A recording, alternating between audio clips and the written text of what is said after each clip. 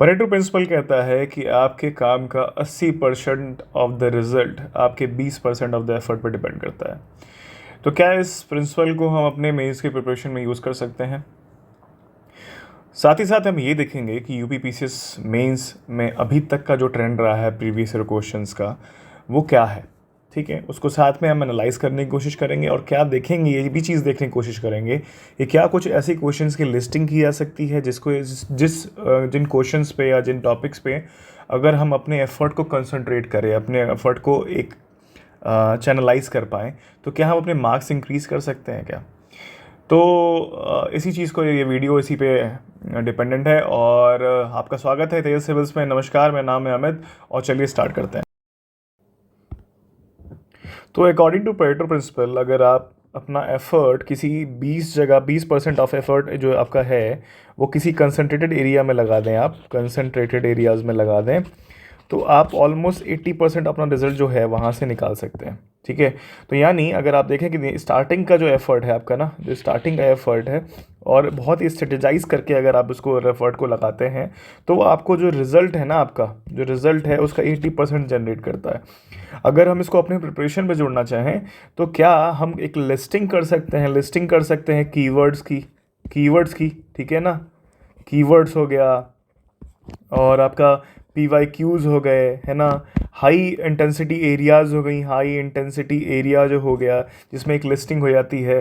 क्या वो कर सकते हैं हम अपने प्रिपरेशन में, अलग अलग जीएस के क्वेश्चंस के पेपर में जो क्वेश्चंस होते हैं उनका अलग अलग जीएस के पेपर्स में। तो उससे क्या होगा ना कि हमें अपना नोट्स को एनरिच करने में, समझिएगा इस बात को, नोट्स को एनरिच करने में किससे एनरिच करेंगे, हम एनरिच करेंगे अपने नोट्स को कीवर्ड से और फैक्ट से और एग्जाम्पल से। ठीक, तो उससे क्या होगा, अब रिटेन करना आसान हो जाएगा। तो अब रिटेन करना अगर आसान हो जाएगा आपके लिए, तो फिर आप समझिए वहाँ पे प्रोड्यूस करना आसान हो जाएगा। प्रोड्यूस अगर आप कर पाए इन टॉपिक्स को, क्योंकि अगर आप देखो ट्रेंड देखो ना, तो वो क्वेश्चंस कहीं ना कहीं अपने फॉर्म चेंज कर रहे हैं, लेकिन मोटा मोटी उनका जो सेंटर एरिया है ना वो सेम है। जैसे मैंने बोल रखा था कि सेंटर और उसके अगल बगल का सरकमफरेंस। ठीक है, तो वो अगर हम डिसाइड कर लें तो हम अपने 80% जो रिज़ल्ट है आपका मार्क्स है उसको स्कोर करना आसान हो जाता है 20% ऑफ द रिजल्ट से। और फिर एक एंसिलरी टॉपिक्स कुछ आते हैं जो 80, मतलब जहाँ पे वो आप कह लीजिए कि 80 टॉपिक पे हम 20% एफर्ट दे रहे हैं और 20% ऑफ द टॉपिक पे 80% एफर्ट देंगे, क्योंकि वो ऐसे एरियाज़ हैं, स्कैटर्ड एरियाज़ हैं जहाँ पे अगर हम कितना भी एफर्ट दे दें, क्वेश्चंस वहाँ से आना प्रोबेबिलिटी कम रहती है। ठीक है ना, लेकिन पढ़ के तो जाना है हमको। ठीक है, पढ़ के तो जाना है, लेकिन वहाँ की प्रोबेबिलिटी कम होती है, तो उससे क्या होगा कि मार्क्स उतने ज़्यादा वहाँ से नहीं आ पाते हैं। लेकिन हमारे बेवकूफ़ी क्या हो जाती है कि हम सारा का सारा टाइम ही वहीं दे देते हैं। लेकिन हमको अब क्या करना है कि जो लिस्टिंग देखनी है, जो ट्रेंड एनालिसिस करना है, उस चीज़ के साथ आगे बढ़ना है। ठीक है, तो चलिए हम देखते हैं कि ट्रेंड एनालिसिस करते हैं उस पेपर का, जीएस पेपर 3 का। हिस्टोरिकली मार्क्स वहाँ पे कम रहे हैं यूपी पीसीएस में, लोगों के बहुत गंदे गंदे मार्क्स आए हुए हैं।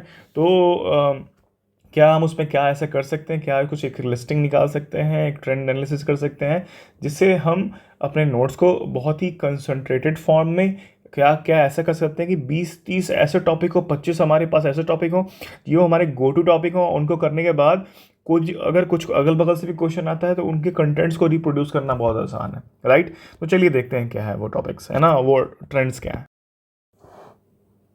हाँ जी, तो हम आ गए हैं अब ट्रेंड एनालिसिस वाले पार्ट पे अपने, और हम देखेंगे कि किस तरह से पिछले कुछ सालों में ट्रेंड चेंज हुआ है ना, और क्या ट्रेंड सेम रहा है। ठीक, तो हम एक की टॉपिक्स देखेंगे, की एरियाज़ देखेंगे, और उसमें हम देखेंगे कि क्या ऐसे ऐसे कौन से टॉपिक्स रहेंगे। पहली बात तो इन टॉपिक्स में हमारा सिलेबस है, और 18, 19, 20, 21, 22 जिस तरह से मैंने पेपर 1 डिस्कस किया हुआ जीएस पेपर 1, उसी तरह से मैं 3 डिस्कस कर रहा हूँ। अगले 2 से 3 दिन में आपको जीएस 2 का भी आपको लिस्टिंग मिल जाएगी। राइट, तो पहला क्या है, इकोनॉमिक प्लानिंग, फिर आता है नीति आयोग, एसडीजी। आप देखिएगा मैंने जितना भी स्टडी किया है कि इतना प्रेडिक्टेबल है कुछ कुछ चीज़ें यहाँ पे कि अगर आप समझिए कि इस टॉपिक में आपने 4 टॉपिक्स का आप इस मतलब सिलेबस के पॉइंट में आपने 4 टॉपिक्स का नोट्स बना लिया ना, तो चांसेस हैं कि वो आने ही आने, राइट, आने ही आएंगे। तो पहली चीज़ क्या आती है, आप देखिएगा कि नीति आयोग की जितनी भी पॉलिसीज़ आई हुई हैं अभी तक, उनको आप मोटा मोटी पढ़ लीजिए। मोटा मोटी पढ़ने का बात ये है कि नेशनल एनर्जी पॉलिसी पूछा गया है पहले साथ, फिर परस्यूट ऑफ एसडीजी में इंडिया में क्या प्लानिंग की जा रही, क्या है उसके साथ क्या स्टेप्स लिए गए हैं, ठीक है। फिर देखिए cause of industrial sickness and suggestion, ये उस साल आपके इकोनॉमिक सर्वे में इसको बात की गई थी, इकोनॉमिक सर्वे की बात की गई थी कि इंडस्ट्रियल सिकनेस क्यों है, ठीक है। फिर आता है न्यू इंडस्ट्रियल पॉलिसी, अब ये इसको तो पढ़ना बहुत ज़रूरी रहता है, ठीक है। फिर आता है no one leaving no one behind SDG, अब इसका स्लोगन था। तो एसडीजी के बारे में लिविंग नो वन बिहाइंड कि मतलब आप कौन कौन से एरियाज़ कवर कर रही है, तो उसके एरियाज़ पता होने चाहिए, मतलब आप देखो 17 गोल तो पता होनी चाहिए ना आपको, 17, और उसके साथ साथ कौन कौन से प्रोग्राम्स चल रहे हैं, ठीक है, इंडिया के इस पे, तो वो आपको अगर साइड में लिखा रहे और प्रोग्राम साइड में लिखे रहे तो आप कुछ भी एक्सप्लेन कर ले जाओगे, एसडीजी से रिलेटेड कुछ भी क्वेश्चन आ जाएगा आप कर ले जाओगे, ठीक है। और एसडीजी नहीं छोड़ सकते हो आप, नीति आयोग नहीं छोड़ सकते हो, अभी आप देखोगे, ठीक है। फिर आता है ऑब्जेक्टिव ऑफ नीति आयोग, देख लिया आपने। फिर नेशनल मैन्युफैक्चरिंग पॉलिसी, अब आप देखना कि इंडस्ट्रियल पॉलिसी न्यू की बात हो रही है, न्यू इंडस्ट्रियल पॉलिसी। फिर आता है आपका मैन्युफैक्चरिंग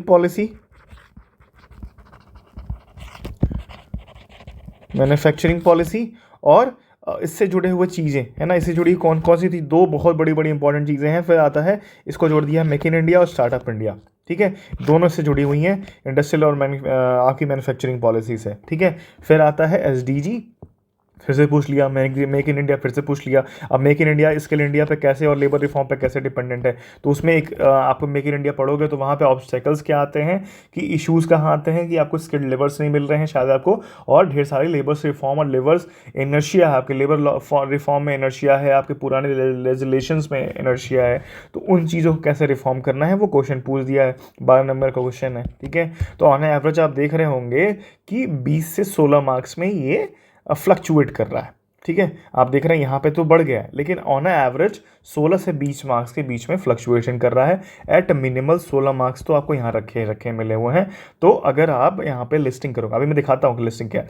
फिर आता है पिलर ऑफ पीएम गति शक्ति योजना, अब आपका ये इंडस्ट्रियल सिकनेस को ही रिमूव करने के लिए पीएम गति शक्ति लाई गई थी, तो वहाँ पे क्या क्या अलग अलग उसके पिलर्स हैं आपको बात करने की बात की जाती है, ठीक है। तो कैसे वो मैन्युफैक्चरिंग स्टेटस को इम्प्रूव करेगा, इंडस्ट्रियल स्टेटस को इम्प्रूव करेगा, वो सारी चीज़ों के बारे में बात की गई है पीएम गति शक्ति में, ठीक है ना। फिर आता है अब देखिए कि इंडस्ट्रियल पॉलिसी को, प्रेजेंट इंडस्ट्रियल पॉलिसी को इवेल्युएट कीजिए, ठीक है।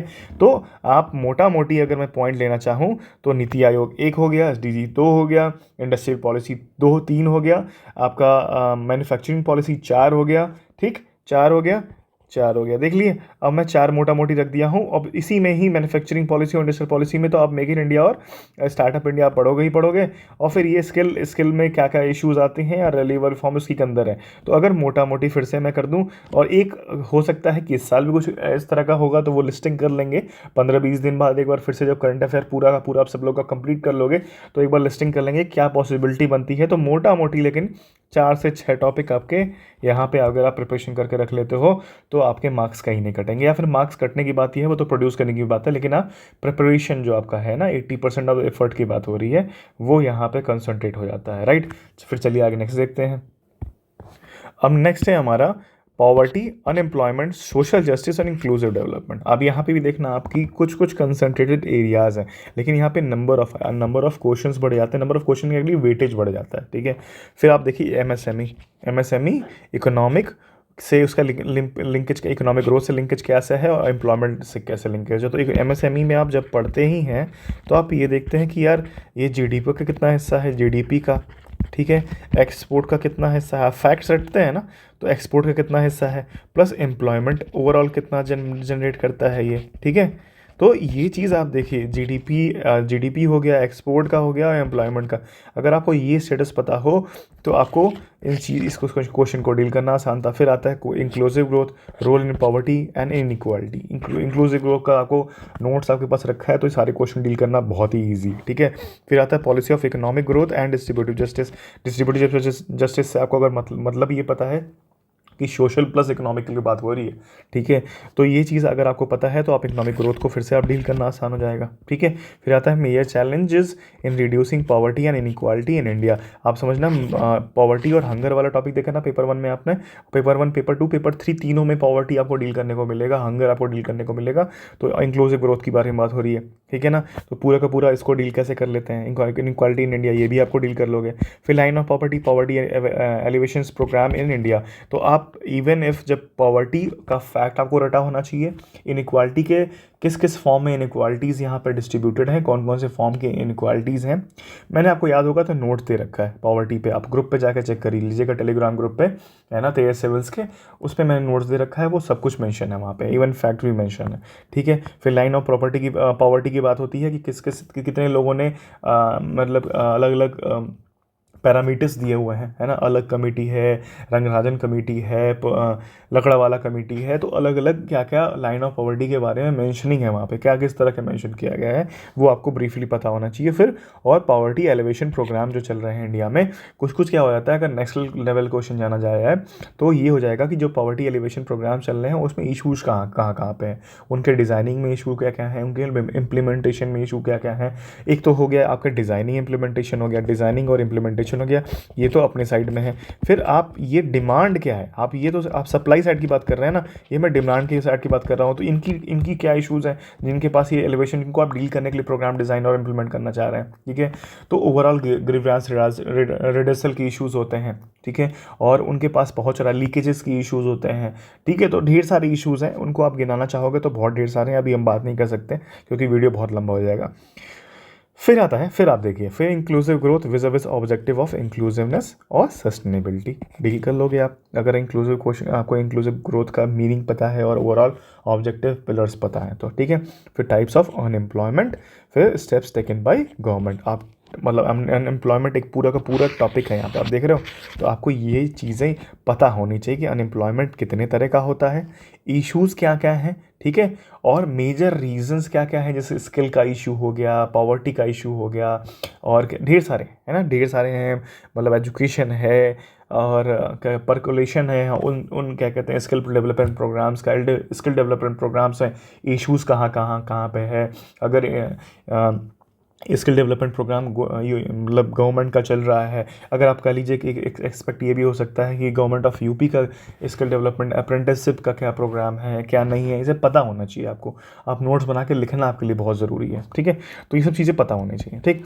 फिर आता है फाइनेंशियल इंक्लूजन, बहुत इंपॉर्टेंट टॉपिक है, role to achieve social justice. Financial inclusion हो गया, इंक्लूसिव डेवलपमेंट हो गया, इंक्लूसिव ग्रोथ हो गया, फिर आ गया इंक्लूसिव ग्रोथ, देख लीजिए।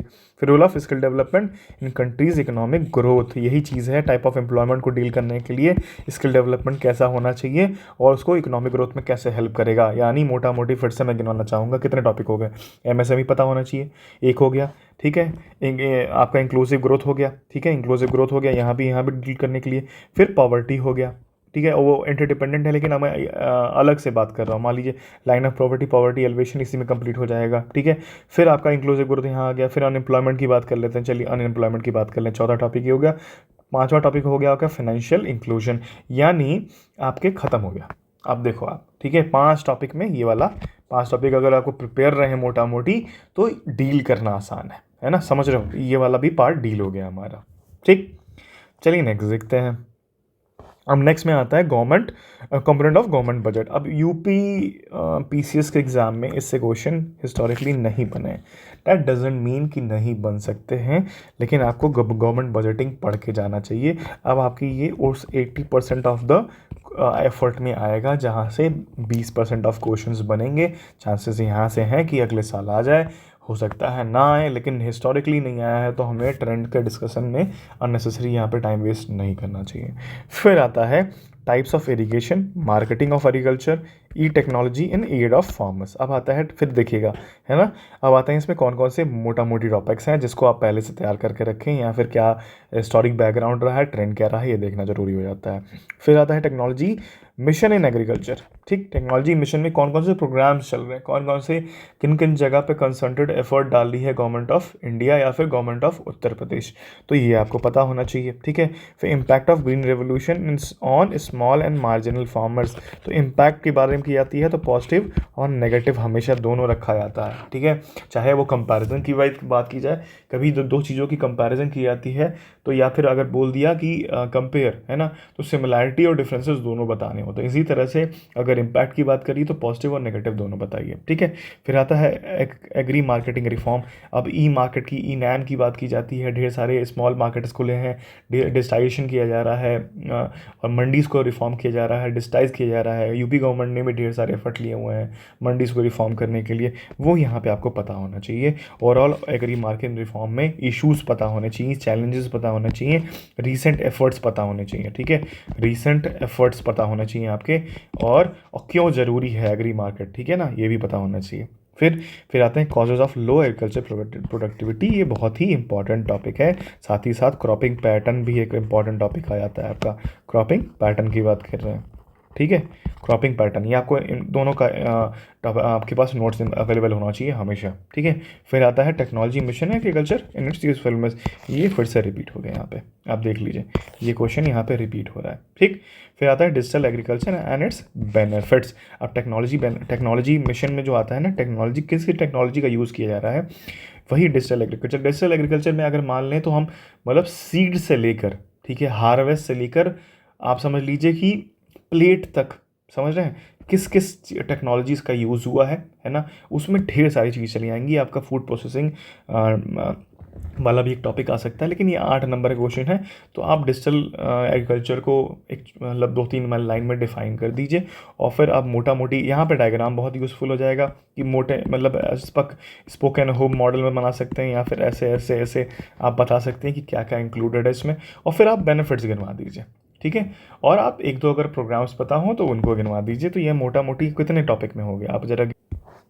तो कहने के लिए टेक्नोलॉजी मिशन हो गया, फिर इम्पैक्ट ऑफ ग्रीन रेवोल्यूशन, मान लीजिए इसको ना भी पढ़ें या फिर आपको मोटा मोटी पता ही होता है। एग्री मार्केट रिफॉर्म हो गया, क्रॉपिंग पैटर्न और लो एग्रीकल्चर प्रोडक्टिविटी हो गया। देन 1, 2, 3, और फिर टेक्नोलॉजी मिशन रिपीट कर रहा है, डिजिटल एग्रीकल्चर उसी का पार्ट है। यानी 3 से 4 टॉपिक में ये कंप्लीट हो गया है मेरा, है ना। और ये है, यहाँ पे हमने 5 जोड़ा था और ऊपर वाले पे 6 जोड़ा था। तो अभी हमारा कितना चल रहा है, मैं 4 में ले रहा हूँ यहाँ पे। 6, 4, 10 और ये 15 टॉपिक्स हो चुके हैं मोटा मोटी, जहाँ पे कवरिंग हो रही है पूरी की पूरी, ठीक है। चलिए नेक्स्ट देख। अब ये टॉपिक बहुत ही ज़्यादा इंपॉर्टेंट है। इसमें फार्म सब्सिडी आता है, एमएसपी आता है, पीडीएस आता है, या पब्लिक डिस्ट्रीब्यूशन सिस्टम आता है, फिर टेक्नोलॉजी मिशन एग्रीकल्चर आता है, ठीक है।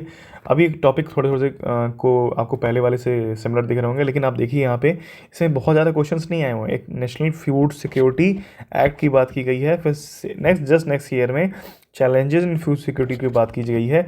यानी अगर कुछ चैलेंजेस पहले इश्यूज़ आए होंगे तो ये बना होगा, फिर ये आया होगा, फिर ये इम्प्लीमेंट हुआ होगा, फिर कुछ चैलेंजेस आ रहे होंगे जहाँ पे सब लोग कवर नहीं हो पा रहे हैं, कुछ लीकेजेस हो रही हैं, है ना, कुछ कहते हैं ना कि कुछ लोग छूट जा रहे हैं, लीकेजेस तो हो ही रहे हैं, कुछ लोग छूट जा रहे हैं, ठीक है। फिर कहते हैं ना कि एक टर्म यूज़ किया जाता है, अभी ध्यान नहीं आ रहा है मुझे, चलिए भी याद आएगा तो मैं बोलूँगा उसको। तो उस चीज़ को, ढेर सारे टॉपिक्स को डील करना बहुत ज़रूरी है। तो आपके पास एक कीवर्ड्स का या फिर की टर्म्स का एक रिपोजिटरी रहना चाहिए। अच्छा, एक चीज़ याद रखिएगा इसमें कि ये बहुत ही इंपॉर्टेंट टॉपिक पता है, तो आपको एमएसपी वाला पार्ट और पीडीएस वाला पार्ट ये दोनों ना बहुत अच्छे से तैयार होना चाहिए। तो इवन इफ़ यहाँ पे अगर प्रीवियस ईयर क्वेश्चंस नहीं आए हुए हैं तो आपको ये पढ़ना बहुत नेसेसिटी बन जाती है आपके लिए, क्योंकि क्वेश्चन बहुत ज़्यादा एक्सपेक्टेड है इस साल, ठीक है ना। तो इन दोनों टॉपिक से मैं एक्सपेक्ट कर रहा हूँ, ठीक है, और हो सकता है यहाँ से भी आ जाए, लेकिन यहाँ पे पढ़ के जाइएगा, ठीक। फिर नेक्स्ट आते हैं फूड प्रोसेसिंग। अब आप देखिए ऑल्टरनेट ईयर क्वेश्चन आ रहा है, दैट डजंट मीन कि साल नहीं आएगा, लेकिन एक टॉपिक पढ़ लो बस, है ना। संपदा योजना बनाई क्यों गई है, पहली बात तो फूड प्रोसेसिंग ओवरऑल क्या है, फॉरवर्ड लिंकेजेस, बैकवर्ड लिंकेजेस क्या हैं, क्यों ज़रूरी है। 5th ईयर प्रोग्राम में 12th 5 ईयर प्रोग्राम में सनराइज इंडस्ट्री क्यों बोला गया था, है ना, फूड प्रोसेसिंग इंडस्ट्री को। थोड़ा से फैक्ट्स पता होने चाहिए बहुत, क्योंकि इंट्रोडक्शन में इतना हेल्प करता है ना फूड प्रोसेसिंग इंडस्ट्री का। अगर क्वेश्चन आ गया तो वो फैक्ट्स बहुत अच्छा आपका इंट्रोडक्शन बना देता है। और फिर आता है सप्लाई चेन मैनेजमेंट, जो लास्ट ईयर पूछा गया है, it's important in food processing industry, और ये problems in Indian food processing industry. 8 number का क्वेश्चन है, लेकिन धड़ वो बहुत ही अच्छे से तैयार रहता है ना, तो तुरंत लिखते चलते हो आप, आपका टाइम वेस्ट नहीं होता है, ठीक है, तो कुछ एग्जाम्पल्स, कुछ कीवर्ड्स, आपका ये टॉपिक ख़त्म। ठीक, तो यहाँ पे तो एक ही में हो गया, ख़त्म हो गया भाई। चलिए नेक्स्ट देखते हैं। हिस्टोरिकली देखा जाए तो लैंड रिफॉर्म नहीं आया हुआ है। अब एक टॉपिक जुड़ा हुआ है land reform, land reform in UP भी जुड़ गया है। ठीक है, तो यानी अगर मोटा मोटा ये प्रिपेयर कर लो आप, तो पेपर 3 भी डन हो गया, और पेपर आपका 5 या 6 में है, मुझे ठीक से याद नहीं आ रहा, शायद 6 में, तो वो भी आपको डील हो गया। ठीक है, तो लेकिन यहाँ भी इसको पढ़ लीजिएगा क्योंकि यूपीएससी में ये one of the favourite topic रहा है, कई बार रिपीट हुआ है क्वेश्चन। ठीक है, तो वहाँ से मतलब आदत रही है यूपीपीसीसी कॉपी करने की, तो वहाँ से आ सकता है। मोटा मोटी लैंड रिफॉर्म के पिलर्स क्या कर रहे हैं, इश्यूज़ क्या कर रहे हैं, और रिसेंटली क्या प्रोग्राम्स या फिर क्या क्या इनिशिएटिव्स लिया गया है। ये modern land reform, land leasing law लाया था, एक्ट लाया था, या वो नीति आयोग द्वारा ड्राफ्ट किया गया था, तो कुछ कुछ पता होना चाहिए। ये ऐसी चीज़ें हैं जो आपके आंसर को स्टैंड आउट बना देती हैं, राइट। फिर आता है effect of liberalisation and globalisation on economy. ठीक है, इंपॉर्टेंट टॉपिक है, बहुत ज़्यादा इंपॉर्टेंट टॉपिक है, क्वेश्चंस अच्छे आते हैं इस पर, आपको अंडरस्टैंडिंग रहे तो तुरंत करके निकल लोगे। ठीक है, फिर आता है effect of globalisation on industrial development. Simple सा है ना, आपको किस तरह से इंडस्ट्रियल डेवलपमेंट का इफेक्ट है, तो पॉजिटिव और नेगेटिव दोनों होंगे भाई। ठीक, फिर आता है effect of globalisation on trade, employment, women employment, quality of income and wealth distribution. यानी आपको मल्टीपल एस्पेक्ट में ये लिखना है, मल्टीपल सब हेडिंग के साथ ये क्वेश्चंस आपको डील करना है। और अगर आप ये कर पाओ कि इसको इस तरह से डील कर लो, पॉजिटिव रख लो, ठीक है, पॉजिटिव रख लो, नेगेटिव रख लो, मतलब ये टेबुलर फॉर्म की बात कर रहा हूँ मैं, है ना, ये प्रेजेंटेशन इंप्रूव करने की बात हो रही है, तो आप इसको रख लो। कोई भी टॉपिक, ट्रेड की बात की जाए, ट्रेड की बात कर लेते हैं, तो यहाँ पे पॉजिटिव, यहाँ पे नेगेटिव, पॉजिटिव 2-3 पॉइंट यहाँ हो गया, और फिर सॉरी, ठीक है, और फिर आपका नेक्स्ट टॉपिक वुमेन एम्प्लॉयमेंट पे आ गया, वुमेन एम्प्लॉयमेंट में ये आ गया। फिर आपका थर्ड टॉपिक आ गया कि क्वालिटी ऑफ इनकम की बात कर ली जाती है। फिर आता है इनकम इक्वालिटी भी उसमें आएगा क्वेश्चन। फिर आता है वेल्थ डिस्ट्रीब्यूशन की बात कर ली जाती है। ठीक है, तो ये चीज़ें आप इस फॉर्मेट में डील कर सकते हो। किस फॉर्मेट में? टैबुलर फॉर्म में। टैबुलर फॉर्म में आप पॉजिटिव नेगेटिव दोनों डील कर लो, और आपका हर एक चीज़ विथ स्पेस मैनेजमेट हो जाएगा, आपको सब कुछ दिखता जाएगा सामने वाली इवैल्यूएटर या इवैल्यूएशन टीम को। ठीक है, फिर आता है effect of globalisation on employment of formal sector. ठीक है, तो ये क्वेश्चन आ चुका है यूपीएससी में क्वेश्चन आया हुआ है, और ये क्वेश्चन बहुत ही इंपॉर्टेंट है क्योंकि थोड़े से फैक्ट्स रहे ना, तो इतना बढ़िया आंसर निकल के आता है ये कि किस तरह से चेंज हुआ है। ठीक है, अब आप समझिएगा कि कहते हैं ना कि इंडिया की जीडीपी तो बढ़ी, लेकिन क्या कहते हैं उसको, इनइलास्टिक ग्रोथ कहते हैं, सॉरी, है ना, इनइलास्टिक ग्रोथ कहते हैं, जिसमें एम्प्लॉयमेंट नहीं बढ़ा एम्प्लॉयमेंट नहीं बढ़ा, है ना, जॉब्स उस तरह से क्रिएट नहीं हुए जिस तरह से होने चाहिए थे, जैसा जीडीपी बढ़ने पे होता है। तो ये क्वेश्चन आप समझ में आ गया होगा आपको। ठीक है, फिर आता है with particular reference to foreign trade, capital flows and technology transfer, effect of किसकी बात करी है, ग्लोबलाइजेशन की बात की जा रही है, तो आपको बताना है इफेक्ट ऑफ ग्लोबलाइजेशन पर्टिकुलर। फिर से बात चली आती है कि foreign trade positive negative, capital flow की बात करें पॉजिटिव नेगेटिव, और टेक्नोलॉजी ट्रांसफर पॉजिटिव और नेगेटिव कैसे इफेक्ट किए हुए हैं, है ना। और नॉट नेसेसरीली, मतलब इसका ये मतलब नहीं होता कि आए हैं तो सब कुछ अच्छा ही कर रहे होंगे। अब टेक्नोलॉजी ट्रांसफर से कुछ तो इश्यूज़ आ रहे होंगे ना, लोकल इंडस्ट्री डेवलप नहीं कर रही है, या फिर लोकल इंडस्ट्री को उतने इंसेंटिव्स नहीं मिल रहे हैं, या फिर जो वहाँ पे टैरिफ्स जो हैं वहाँ पे, या फिर आप डंपिंग की जाती है उसका इशू आ रहा है।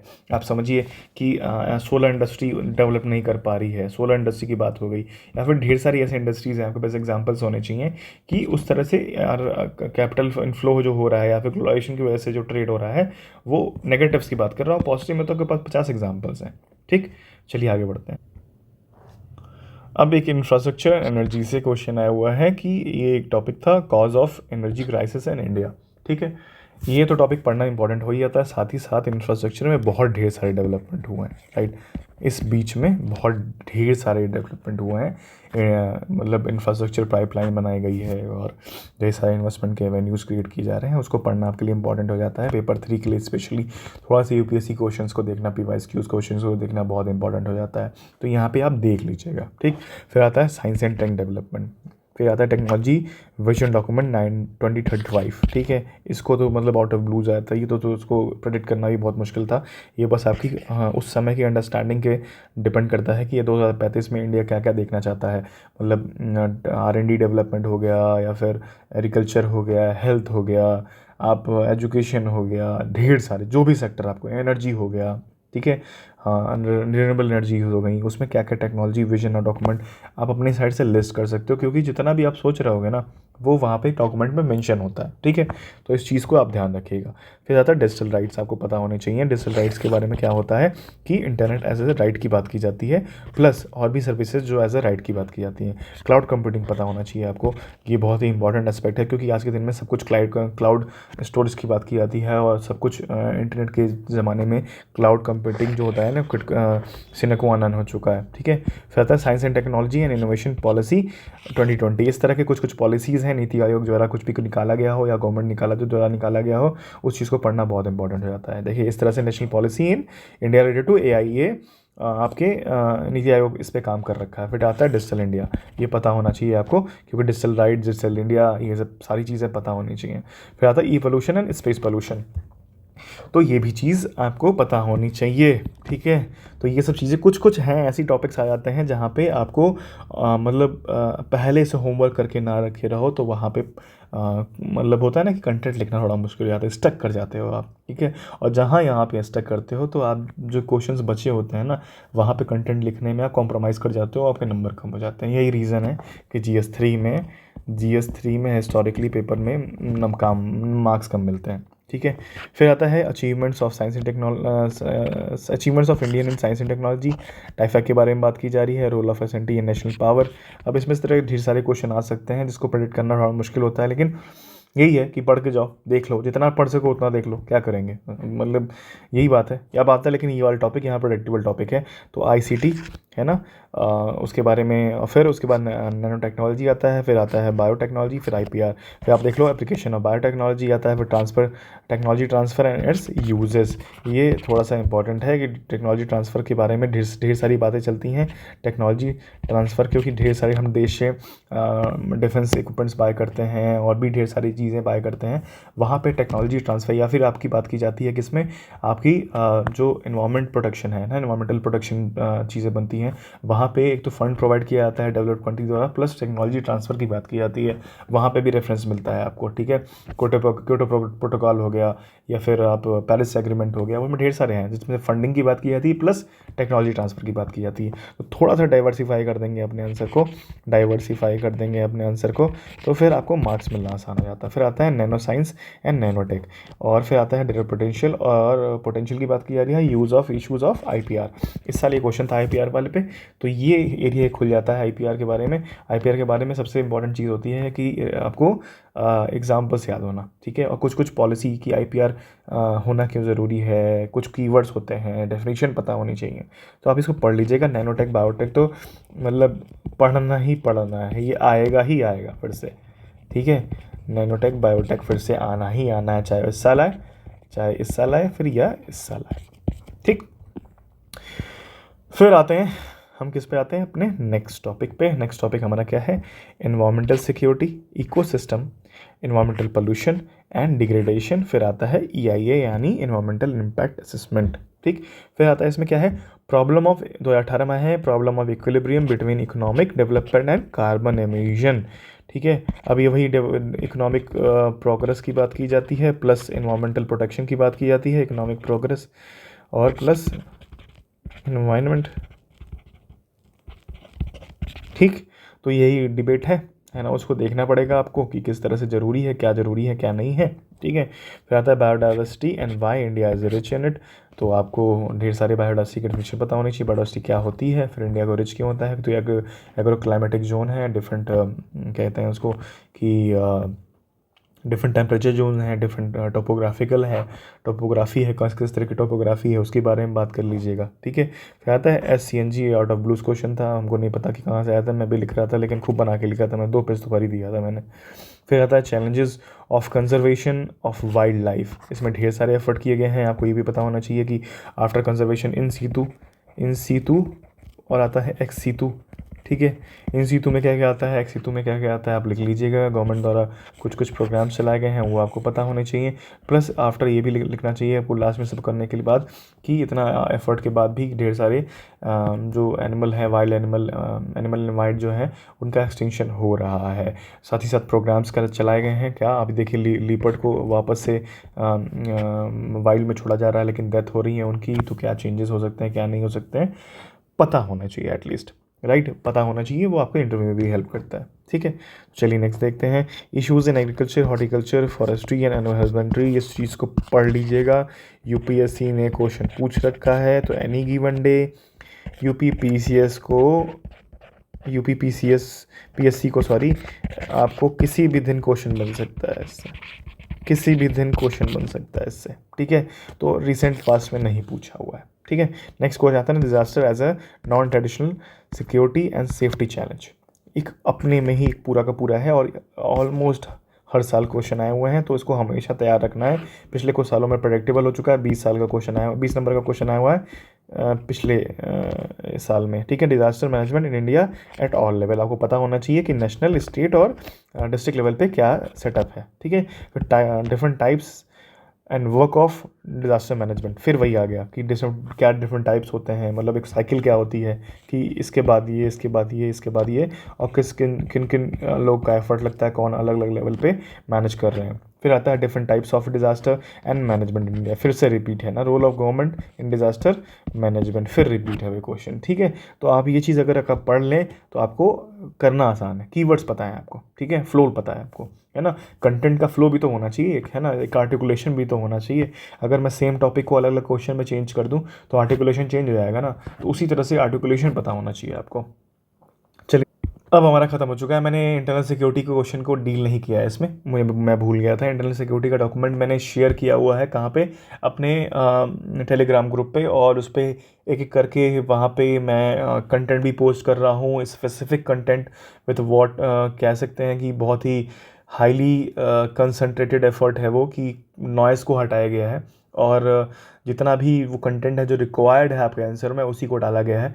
तो आपको अगर इस तरह का कंटेंट चाहिए जहाँ पे नॉइज़ ना हो, जहाँ पे शोर ना हो, अनायास कुछ एक्सप्लेनेशन ना हो, और जो आपको ये प्रोड्यूस करने पे बताए कि आपको क्या चाहिए आंसर में, क्या एफर्ट डालना है, किन किन चीज़ों को प्रोड्यूस करना है, तो आप टेलीग्राम चैनल को ज्वाइन कीजिए। टेलीग्राम चैनल पे मैं और ढेर सारी चीज़ें अभी अब शेयर करता रहता हूँ, जो पॉसिबल नहीं होता है, हर चीज़ का जो वीडियो नहीं बनाना पॉसिबल होता है। तो होपफुली ये वीडियो आपको अच्छा लगा हो और आपके प्रिपरेशन में आपको हेल्प करे और मार्क्स इम्प्रूवमेंट करने में हेल्प करे। और एक चीज़ और मैं बोलना चाहूँगा कि हम लोग एक ग्रुप बनाए हुए हैं जो यूपीपीसीएस जो 2023 का मेंस लिख रहे हैं इस बार का, तो उस डिस्कशन ग्रुप में ज्वाइन कीजिए। हम एक अगले 2 महीने तक उस चीज़ में एक रिगरस प्रोसेस प्लान किए हुआ है। कोशिश रहेगी कि जितने भी लोग भी मेंस लिख रहे हैं इस साल का, है ना, वो एक कंसंट्रेटेड एफर्ट करके इस अपने कॉल को, अपने प्रीलिम्स कॉल को, मेंस कॉल को, फिर पहले मेंस कॉल को कन्वर्ट करें और फिर लास्ट में जाके इसको सिलेक्शन में कन्वर्ट कर पाएँ।